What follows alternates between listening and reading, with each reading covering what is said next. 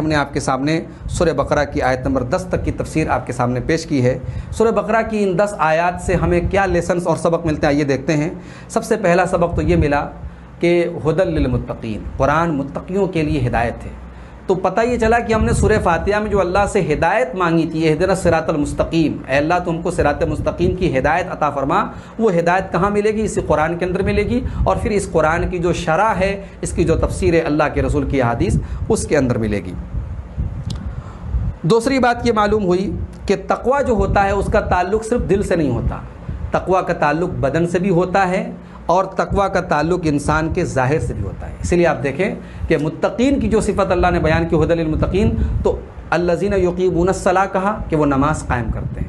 ظاہر ہے کہ نماز ہمارے بدن کی ایک ایکٹیویٹی، باڈی کی ایک ایکٹیویٹی ہے، تو تقویٰ کا اظہار ہماری باڈی پر بھی ہونا چاہیے، اور آگے فرمایا کہ وَمِمَّا رَزَقْنَاهُمْ يُنْفِقُونَ، ہم جو دیتے ہیں اس میں سے خرچ کرتے ہیں، تو یعنی ہمارے ظاہری، ہمارے مال وغیرہ پر بھی تقویٰ کا اظہار ہونا چاہیے۔ تیسرا سبق یہ ملا کہ یقیمون الصلاۃ کہا گیا، نماز قائم کرتے ہیں۔ نماز پڑھنا الگ چیز ہے، نماز قائم کرنا الگ چیز ہے۔ نماز کی جو شرائط ہیں، جو آداب ہیں، نبی صلی اللہ علیہ وسلم کے بتائے ہوئے طریقے کے مطابق نماز پڑھیں، صحیح طریقے سے نماز پڑھیں، تب وہ نماز قائم کرنے میں شمار ہوگی۔ اور اس کے بعد یہ کہا گیا کہ ہم نے جو روزی دی ہے اس میں سے خرچ کرتے ہیں۔ اس کا مطلب یہ ہوا کہ مال ہمارا نہیں ہے، مال اللہ کا دیا ہوا ہے، اور ہم اس میں سے جو زکوٰۃ وغیرہ نکالتے ہیں وہ کوئی بوجھ سمجھ کے ہم نہ نکالیں، وہ اللہ تعالیٰ کا حق ہے جو اس مال میں ہم کو دینا ہے۔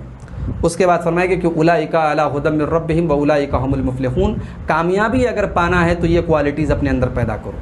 ایمان بالغیب ہو گیا، نماز قائم کرنا ہو گیا، اللہ کی راہ میں خرچ کرنا ہو گیا، قرآن پر ایمان رکھنا ہو گیا، اور پچھلی کتابوں پر بھی ایمان رکھنا، اور آخرت پر یقین رکھنا۔ یہ صفات جب تک پیدا نہیں ہوں گی ہم کامیاب نہیں ہو سکتے۔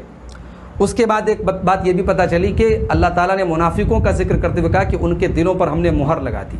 تو گناہوں سے بچنا چاہیے، گناہوں کی جو کثرت ہوتی ہے وہ ہمارے دلوں پر مہر لگا دیتی ہے۔ اور اس کے بعد یہ کہا گیا کہ ختم اللہ علی قلوبہم وعلی سمعہم، اللہ تعالیٰ نے ان کے دلوں اور کانوں پر مہر لگا دی۔ اس سے پتہ یہ چلا کہ کان اور اسی طریقے سے آنکھ، یہ جو ہے علم کے حصول کے آلات ہیں۔ بھئی ہم علم کیسے حاصل کرتے ہیں؟ کانوں سے سن کر کے اور آنکھوں سے دیکھ کر کے۔ تو اگر ہم اپنے کانوں اور اپنی آنکھوں کا صحیح استعمال نہ کریں، اس سے علم دین حاصل نہ کریں، اس سے مفید علم حاصل نہ کریں، تو اللہ تعالیٰ کانوں پر اور آنکھوں پر جو ہے پردہ ڈال دیتا ہے، کانوں پر مہر لگا دیتا ہے۔ تو یہ صلاحیتیں جو ہیں کان اور آنکھ کی، ہم اس کو صحیح چیزوں میں استعمال کریں۔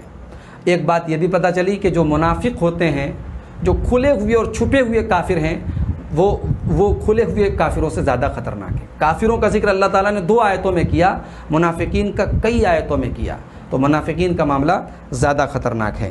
اور آخری بات یہ پتہ چلی کہ منافقین کے ساتھ اصل پرابلم یہ تھی کہ وہ دنیا پر، آخرت پر دنیا کو ترجیح دیتے تھے۔ دنیاوی مفاد کے لیے وہ اسلام لا کر کے انہوں نے اسلام کو چھوڑ دیا، جیسا کہ آگے ذکر آئے گا۔